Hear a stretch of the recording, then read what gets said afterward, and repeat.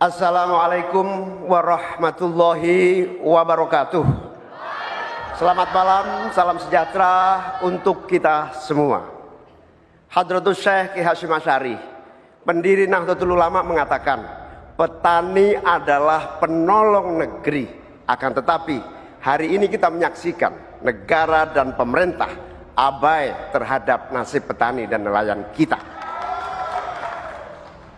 Hari ini kita menyaksikan bukti bahwa hasil sensus pertanian BPS menunjukkan bahwa 10 tahun terakhir ini telah terjadi jumlah petani rumah tangga